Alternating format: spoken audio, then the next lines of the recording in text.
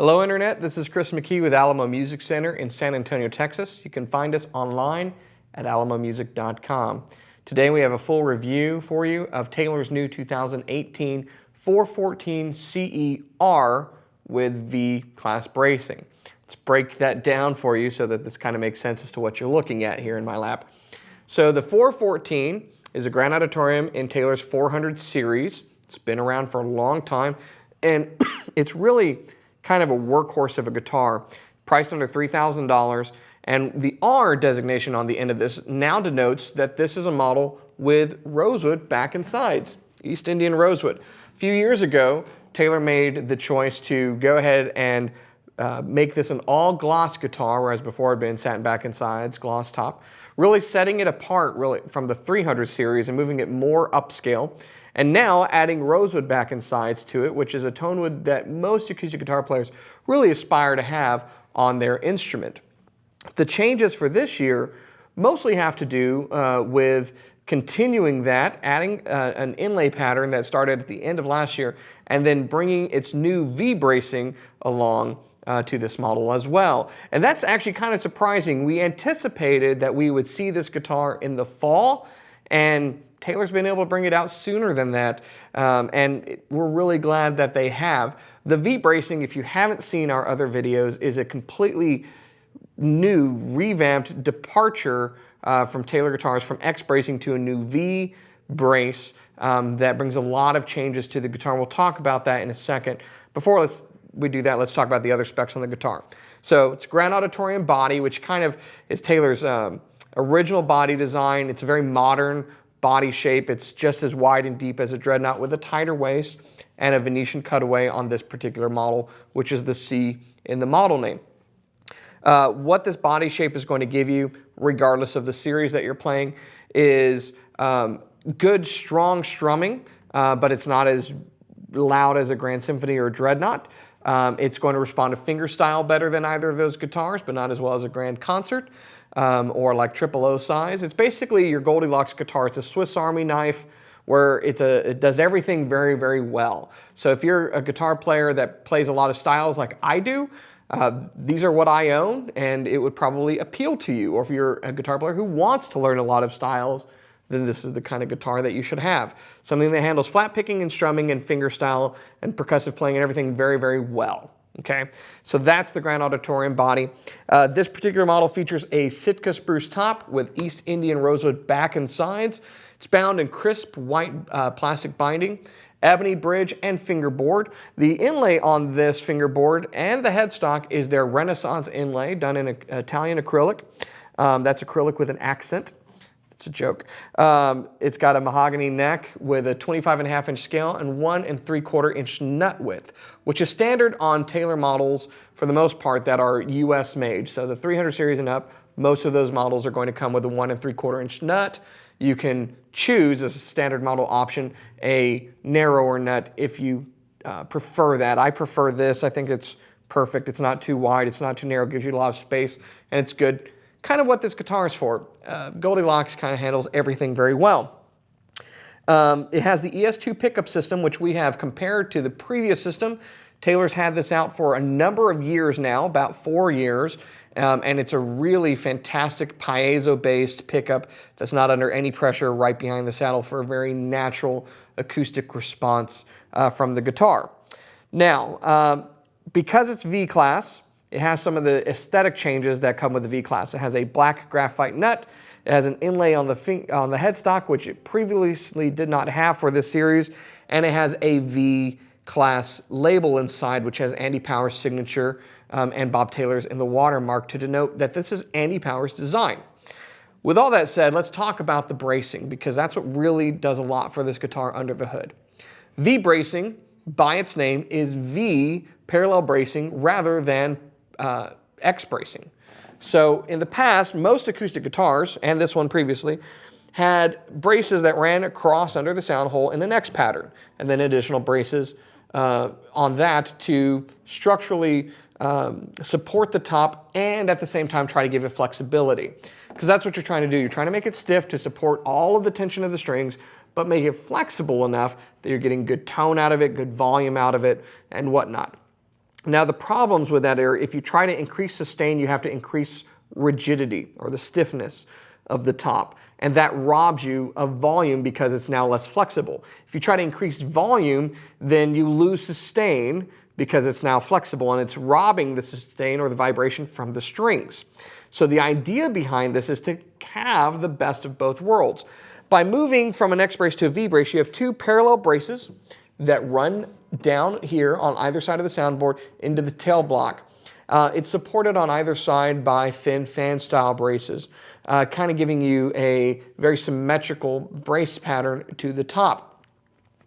The middle is very stiff as a result. There's no bellying behind the bridge on any of these guitars, which is common on a lot of high-end acoustic guitars. And the sustain is improved because the bracing parallel to the strings is very stiff and rigid. But because it's stiff here, the sides can be looser. They can have more flexibility because they are no longer having to support the load of the strings. That's taken care of. So the vibration now travels to the wings of the guitar, so to speak, to the bass and treble side, and give you more volume from those areas of the top than you previously would have had under X bracing, whether it was scalloped or tapered or straight or what have you, or parabolic, you name it. And so it solves a lot of those problems. The other thing that it does, which is kind of a happy accident, is that it improves your intonation. Now, part of this is to do with the fact that the strings are, again, stronger, or the bracing is stronger parallel to the strings, and so you're giving a strong fundamental, but because the top moves in a more orderly fashion, you don't get these kind of off, dissonant overtones that you typically would on a guitar. And if you're an acoustic guitar player, you probably thought that those were just complex, dissonant chords, but they were actually supposed to be in tune the whole time. We just called them colorful. And what they were was flat or sharp, particularly in the overtones, but sometimes in the note itself. And so the orderly fashion of this bracing fixes that. Up and down the neck, if you play triads up the neck, you'll notice it, but even if you play a D, so if you're an acoustic guitar player, you ever play an E in first position, it's right on, you play a D, it's a little sour, that has been a fact of life with acoustic guitars. And this new bracing does away with that. So it's very, very cool. And what I like to say is this basically just gives you more. You're going to have, on this guitar, you previously had strong lows and strong highs, as a rosewood and spruce guitar would give you, with a bell-like chime from the Grand Auditorium body. You get all of that. You just get more of it. More bass, more treble, more volume, more chime, great sustain, more than you had before, and just the volume really gives you the chance to be nuanced with your playing, to play at a lower volume and to, with a slight change of picking, have more volume as a result of it, and thereby dynamics, which makes for fun playing. So that's what you have here in the guitar. Without any further ado, we're going to let you hear what it sounds like. Check it out.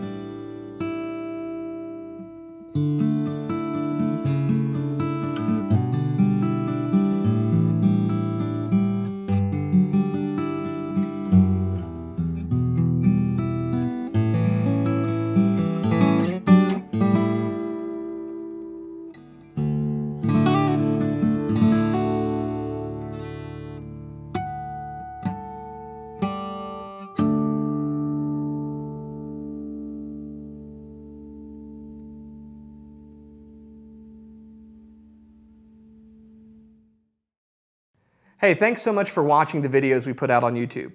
We make these with the goal of helping you find the right instrument to suit your needs, to find the perfect fit so that you find the right guitar and bring many years of joy. We believe strongly that if you play a note, it can change your life. But if you're shopping for a guitar right now, you may be overwhelmed by the amount of choices that are available. Should you get an acoustic guitar, an electric guitar, a classical guitar? Which features matter? Price points, things like that. It can be overwhelming. And for that reason, I've written a guitar buyer's guide called Don't Get a Good Deal on the Wrong Guitar. Follow the link below to download this very comprehensive guide that will talk about every aspect that you should be paying attention to when it comes to purchasing a new guitar. If you ever have questions or need help, go to our website, alamomusic.com. We're here to help. Thanks.